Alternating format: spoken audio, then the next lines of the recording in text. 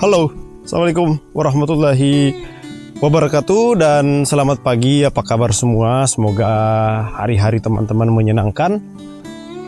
Dan hari ini saya sedang jalan-jalan subuh. Enggak subuh sih, lebih tepatnya jalan-jalan pagi.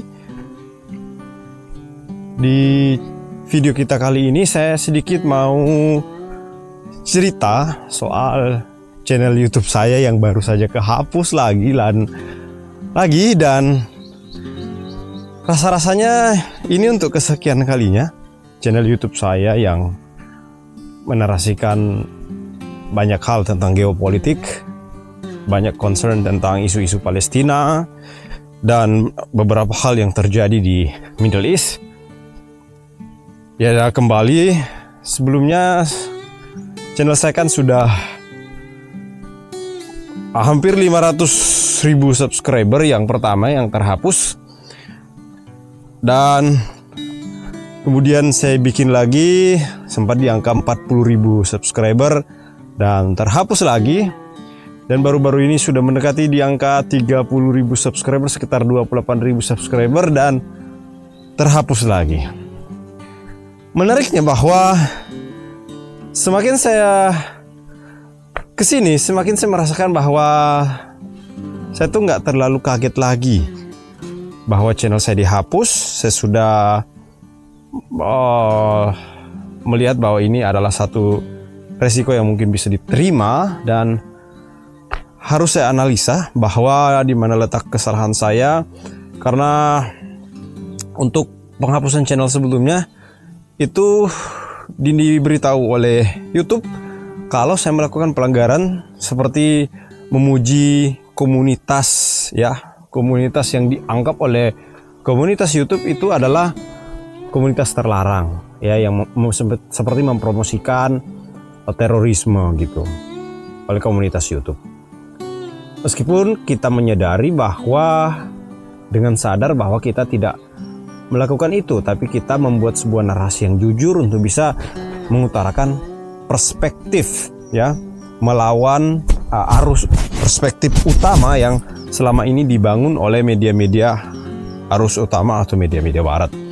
Nah, terkait dengan penghapusan kali ini, sambil kita lihat view pemandangan di bawah, di atas sana, di belakang sana yang Masya Allah, saya tidak diberitahu apa alasannya tentang pelanggaran yang saya lakukan. Saya coba chat, minta banding, tapi tidak diterima. Katanya mereka sudah melakukan human review, artinya tim YouTube sudah mereview channel saya bukan secara artificial intelligence lagi, tapi menggunakan manusia, yang oleh mereka hasilnya bahwa channel saya benar-benar melakukan pelanggaran, tapi tidak dijelaskan kepada saya bahwa pelanggarannya itu apa. Jadi saya tidak tahu pelanggarannya. Nah, oleh karena itu, ya dari sini saya terus belajar bahwa ya memang selama ini yang digunakan oleh teman-teman pegiat media sosial untuk menarasikan hal-hal tentang geopolitik di Timur Tengah, mereka kadangkala menggunakan perubahan terminologi, misalnya Israel, Mamas, ya, istilah-istilah seperti itu, Kang Ubed misalnya, itu untuk menghindari pelacakan oleh algoritma dan bisa meminimalisir terjadinya pelanggaran. Dan itu dulu memang banyak, ya, seperti di Instagram seringkali terjadi penghapusan. Oleh karena itu banyak postingan-postingan yang memang secara pilihan diksinya diganti. Termasuk juga bagaimana penggunaan visual. Tidak boleh menggunakan visual footage yang menggambarkan satu organisasi yang oleh YouTube, oleh Amerika tentunya, dianggap sebagai organisasi terlarang. Nah, itu dia yang menjadi dampak signifikan bagi satu kelompok, satu organisasi.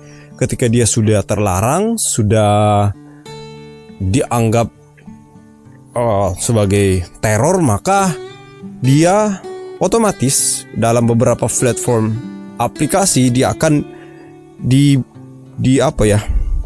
berusaha untuk konten-konten yang membahas mengenai itu akan terkena yang namanya shadow ban.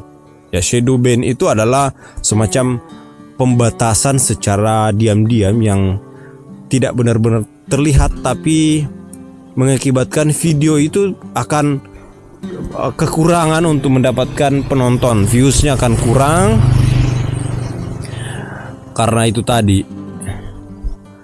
oleh karena itu ya dampak pada satu organisasi memang besar ya secara media ketika dia mendapatkan label sebagai kelompok yang masuk di red zone ya, atau dicatatkan sebagai kelompok yang tidak boleh didukung. Nah, teman-teman, ya inilah bagaimana media bekerja pada saat ini. Anda berada dalam satu platform, jadi ya harus mengikuti aturan platform tersebut, dan itulah ya bagaimana lagi gitu ya. Dan nama channel baru saya itu namanya channel Budi Karabani Reborn. Ada kata reborn. Pakai Budi Karabani saja untuk kayaknya udah nggak bisa pakai nama itu, makanya pakai penambahan kata reborn. Reborn itu saya ingat Innova Reborn gitu ya. Jadi pakai kata reborn aja. Sebelumnya saya ganti jadi Budi Karabani 3, tapi kayaknya kurang bagus, makanya saya pakai kata reborn. Oke. Nah, ini pemandangannya Masya Allah ya, luar biasa.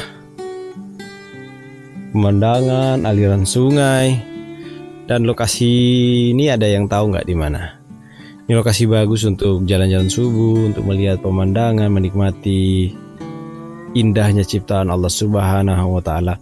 Ini bagus sekali untuk mancing. Ini sebenarnya saya bawa pancing di mobil, tapi saya tidak bawa umpan. Teman-teman ada yang bisa ngasih tahu nggak apa umpan bagus kalau kayak begini airnya? Tapi ini airnya ini ya, lumayan deras di area-area sini. Deras.